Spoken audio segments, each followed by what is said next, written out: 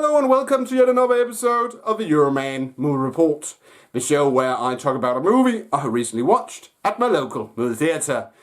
This week, Teenage Mutant Ninja Turtles Out of the Shadows. Teenage Mutant Ninja Turtles Out of the Shadows, or TNMT, Out of the Shadows, is the sequel to the 2014 movie, which saw the Turtles in a live-action version for the first time since the early 1990s. And the 2014 movie, yeah, it was somewhat okay, but I wasn't pleased with the choice of Megan Fox as April O'Neil, but in general the movie was somewhat okay, the CGI was okay, the chemistry between the turtles was okay, and the acting in general was acceptable. And of course that movie was produced by Michael Bay, so it contained some explosions and some chases and so on and so on. And now we have a sequel for this movie.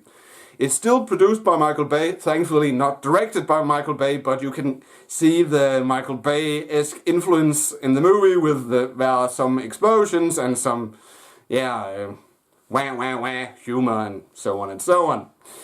But the movie is a continuation of the 2014 movie, and we have now Shredder after the events of the previous movie in prison. And the Turtles living their lives, and there's this conflict because Michelangelo, he's a bit down that he can't go outside because he wants to party.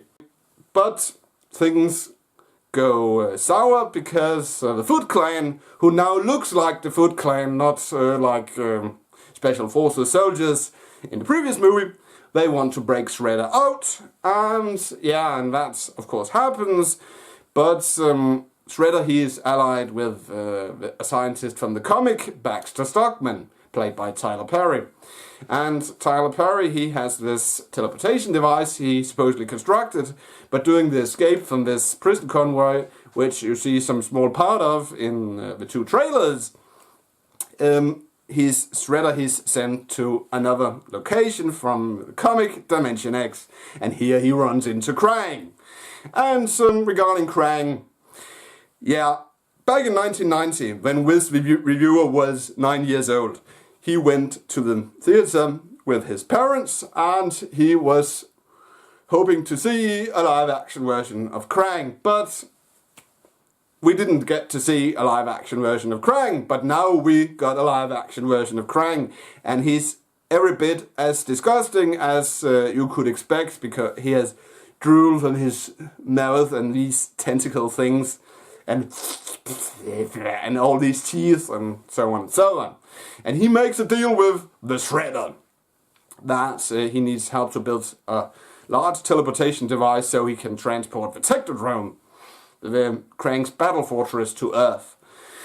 And in order to make this job work, Krang, he gives Shredder this mutagen, and Shredder, he goes ahead to make his own mutants. And here we have two characters from the comic finally making their big screen live action debut, and I am of course talking about Bebop and Rocksteady.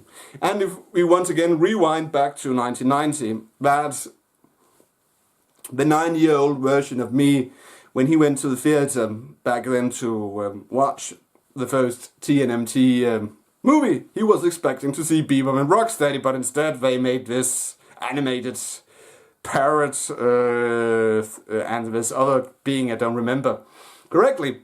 But now we have a live-action version of Bebop and Rocksteady, and that was freaking awesome, in my opinion. And they are every bit as stupid as they are in the comic and the cartoon, and it was awesome to see. So anyway, and they of course, allied with Shredder, goes ahead and make his plan about helping Krang being put into motion, and so on and so on. Yeah, and of course there's also the introduction of Casey Jones. And it's not the psycho Casey Jones which we remember from the cartoon. This is a more laid back, he's a cop in this rendition of the TNMT universe. Yeah, what else is there to say? It's the same guys who do the voices for the Turtles, and it's once again Tony Shalhoub as Splinter, and yeah, the humor is great. And I must say, the CGI, the 3D, it's great. You could see it didn't look to me that the 3D was post-converted, because if you remove your glasses, sometimes in a movie which is post-converted, you can sometimes watch the entire movie without 3D glasses. But you couldn't watch any of the scenes here without your 3D glasses. So finally, a real 3D movie. That was great to watch, in my opinion. And if you stay doing the credits, there's a rock version of the old theme song from the 1980s, and that was awesome to hear. Yeah, so I was entertained as someone who was a fan of the Turtles when he was a kid.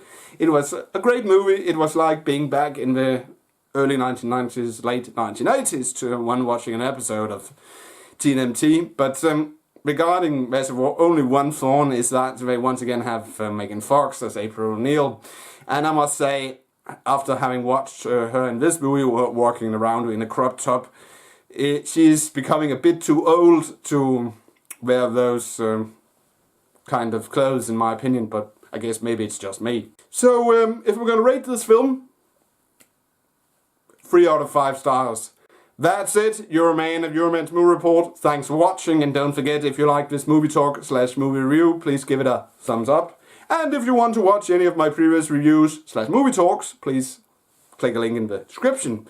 But I will return next week with another movie review. At that time, it's going to be The Conjuring 2. But until then, have a pleasant weekend, and I'll see you in my next video. Bye for now.